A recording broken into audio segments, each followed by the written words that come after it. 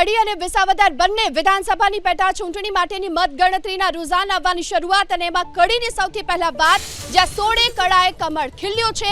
કડી વિધાનસભા બેઠક પર 16 કળાએ કમળ ખીલ્યું છે। ભાજપને જબરજસ્ત હાલ તો લીડ મળી રહી છે। વિસાવદર વિધાનસભા બેઠક પર અત્યાર સુધીમાં હાલ ફરી વળ્યું છે ઝાડુ।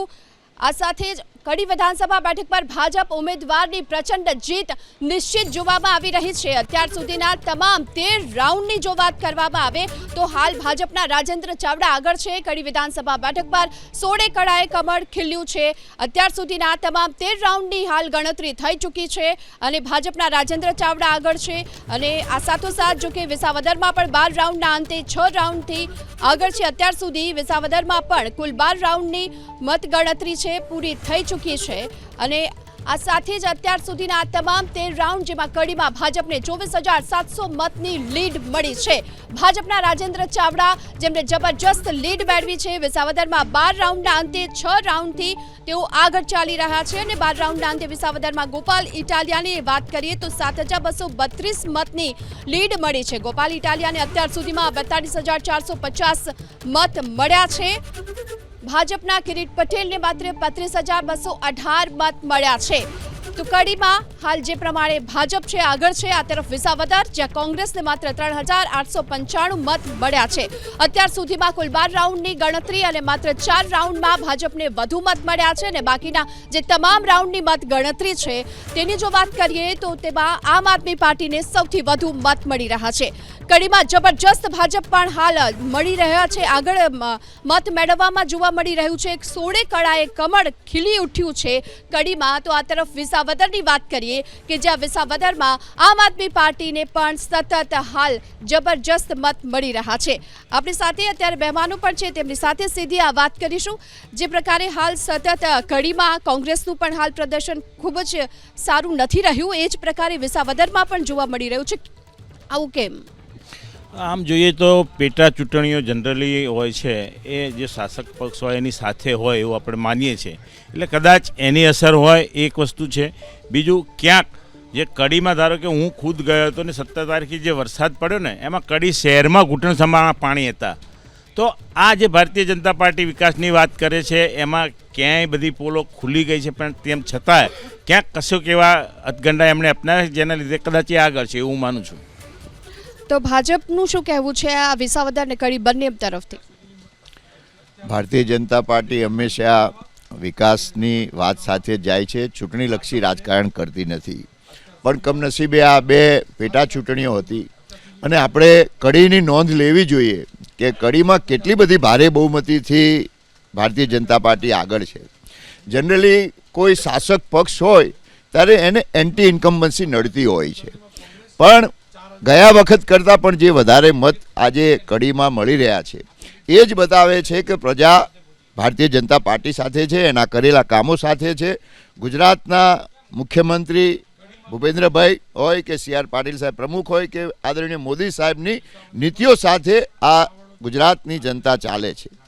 વિસાવદર એ પહેલાં પણ ભાજપ પાસે નહોતું, હજુ ગણતરી ઘણી બાકી છે। આવનારા 21 રાઉન્ડ સુધી આપણે રાહ જોઈએ। હા, ચોક્કસ ગોપાલ ઇટાલિયા જે અત્યારે આગળ છે એમાં મને એવું લાગે છે કે ભારતીય જનતા પાર્ટી જે વિસાવદરની જનતાનું માનસ છે એ માનસના બહુ કંઈ જાજુ પરિવર્તન નથી કરી શકી એટલા માટે ગોપાલ આગળ છે। બાકી તમામ જગ્યાએ ભારતીય જનતા પાર્ટીએ વિકાસની વાત કરી છે, તમામ જગ્યાએ સંગઠિત કામ કર્યું છે, તમામ કાર્યકરોએ રાત દિવસ કામ કર્યું છે અને એના પરિણામે કડી ખૂબ જ સારું છે। વિસાવદરનું પરિણામ આપણે રાહ જોઈએ। હજુ ભાજપને લાગી રહ્યું છે વિસાવદરના પરિણામ માટે રાહ જોવી જોઈએ। આપને લાગી રહ્યું છે કે ભાજપનું આ આશા છે તે સાચી ઠરશે કે કેમ? ના, અત્યારે જોવા જઈએ તો 80% પિક્ચર જે છે ક્લિયર થઈ ચૂકેલું છે। જે રીતે 7,000 ઉપરના મતથી જે રીતે લીડ લઈ રહ્યા છે અને હવેના જે રાઉન્ડ ખુલશે એ ભારતીય જનતા પાર્ટીના પક્ષ તરફ જઈ શકે એવી કોઈ શક્યતા એટલી બધી લાગી નથી રહી અને આના કારણે જે ભારતીય જનતા પાર્ટીનું મહુડી મંડળ ઉતારવામાં આવ્યું હતું પરંતુ જે સ્થાનિક નેતા જે છે એની નારાજગી ક્યાંક આની અંદર ભારતીય જનતા પાર્ટીના વોટની અંદર જે અત્યારે દેખાઈ રહ્યું છે કે ભારતીય જનતા પાર્ટી જે રીતે પાછળ ચાલી રહી છે સ્થાનિક નેતાના નારાજગીના કારણે ચાલી રહી છે અને આની અંદર જે રીતે પેરિસના રોડ કરતાં જો ખેડૂતોને કઈ રીતે અમે આગળ ખેડૂતોના મુદ્દા કઈ રીતે ઉઠાવી શકીએ અને વિધાનસભાની અંદર કઈ રીતે લોકોને અમે લોકોના પ્રશ્નોને વાચા આપી શકીએ, જો એ વસ્તુ મૂકી હોત તો આ ગોપાલ ઇટાલિયા જે રીતે અત્યારે લીડ મેળવી રહ્યા છે એના કારણે મેળવી રહ્યા છે. પેરિસના રસ્તા ચાલ્યા નથી. ખેડૂતોએ જે રીતે ખેડૂતોનો વિશ્વાસ મૂક્યો ગોપાલ ઇટાલિયા ઉપર ખેડૂતોએ જે રીતે વિશ્વાસ મૂકીને અત્યારે વોટની અંદર લીડ મેળવી રહ્યા છે, પરંતુ હવેના જે બૂથ જે ખુલશે એ માત્ર ને માત્ર જે છે એ કોંગ્રેસ અને આમ આદમી પાર્ટી તરફના ખુલશે એવી લાગી રહ્યું છે. એટલે લીડ જે છે એ બહુ આગળ જઈ ચૂકી છે. એટલે ભારતીય જનતા પાર્ટીએ ક્યાંક અહીંયા આશા થોડીક ઓછી છે. કડીની અંદર 100% જે રીતે ભારતીય જનતા પાર્ટીનું કમળ ખીલી ચૂક્યું છે, પરંતુ વિસાવદરની અંદર ક્યાંય એટલું લાગતું નથી કે ચોક્કસપણે કે ભારતીય જનતા પાર્ટી આગળ જઈ શકે છે. તેની અંદર આમ આદમી પાર્ટીની જે રીતે લીડ છે એ મુજબ આમ આદમી પાર્ટી કદાચ ત્યાં આગળ વિધાનસભા સુધી જવાનો જે રસ્તો જે છે ક્લિયર લાગી રહ્યો છે અત્યારે હાલ.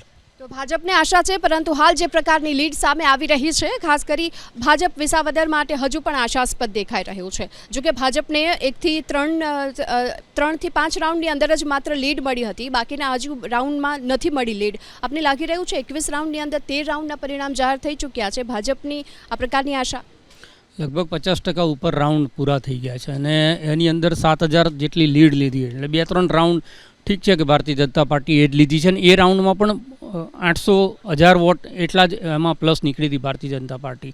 એટલે હવે બહુ અપેક્ષા એવી રાખવી કે ભારતીય જનતા પાર્ટી વિસાવદરમાં જીતી. આપણે અટકાવવા માંગીશ. મહત્વના સમાચાર કડીથી મળી રહ્યા છે, જ્યાં કડીમાં સતત ભાજપ છે પ્રચંડ લીડ સાથે આગળ જોવા મળી રહ્યું છે. ભાજપ ઉમેદવાર 27,379 મતથી અત્યારે આગળ જોવા મળી રહ્યા છે. કડીમાં ભાજપના રાજેન્દ્ર ચાવડાની જીત નિશ્ચિત મનાઈ રહી છે. જે પ્રકારે ભાજપની અહીં પ્રચંડ લીડ જોવા મળી રહી છે. ઋષિકેશ પટેલ, નીતિન પટેલ અને જગદીશ વિશ્વકર્માની મહેનત અહીં રંગ લાવતી જોવા મળી રહી છે. મયંક નાયક, હરિ પટેલની પણ મહેનત કડીમાં હાલ રંગ લાવતી જોવા મળી રહી છે. કારણ કે કડીની જો અહીં વાત કરીએ તો ભાજપની લીડમાં જબરજસ્ત વધારો થયો છે અને હવે 27,379 મતથી આગળ જોવા મળી રહ્યા છે રાજેન્દ્ર ચાવડા, અને તેમની જીત અત્યારે નિશ્ચિત જોવા મળી રહી છે. આપને એ પણ જણાવી દઈએ કે કડી વિધાનસભા બેઠક પર હવે ભાજપ ઉમેદવારની આ પ્રચંડ જીત નિશ્ચિત માનવામાં આવી રહી છે. કડીમાં ઋષિકેશ પટેલ, જગદીશ વિશ્વકર્મા સહિતના જે તમામ નેતાઓ છે તેમની મહેનત અહીં રંગ લાવતી જોવા મળી રહી છે. કડી વિધાનસભા બેઠક પર હાલ 16 કળાએ કમળ ખીલી રહ્યું છે. અત્યાર સુધીના આ તમામ રાઉન્ડમાં કડીમાં ભાજપ આગળ જોવા મળી રહ્યું છે, અને આ સાથે જ ઉમેદવાર જે ભાજપના છે રાજેન્દ્ર ચાવડા 27,379 મતથી પણ અત્યારે સતત આગળ ચાલી રહ્યા છે. એટલે કે હવે કડીમાં ભાજપની પ્રચંડ જીત છે. ચોક્કસપણે કડીમાં જે જાતનો પ્રચાર અને થયો છે અને ભારતીય જનતા પાર્ટી માટે સારા સમાચાર છે. કડીની એવી સ્થિતિ હતી કે જ્યાં કસમકસની લડાઈ જોવા મળતી હતી, જેમાં એ લોકો રમેશભાઈને જે 2012માં એક વખત MLA રહી ચૂક્યા છે એને એ કોંગ્રેસ માટે તો ખૂબ જ એક એવો ગારમો ઘા છે કે જે આગળ કડી વળી શકે એવું નથી. જ્યારે કડીમાં ભારતીય જનતા પાર્ટીની જીત એ લોકો માટે આનંદના સમાચાર છે, પરંતુ અહીંયા વિસાવદરમાં એનાથી ઉલટું ચિત્ર જોવા મળે છે કે જ્યાં ભારતીય જનતા પાર્ટીને પછડાટ જોવા મળી રહી છે. એનું એક કારણ જોઉં તો મારે થોડુંક બેકગ્રાઉન્ડમાં જવું પડશે.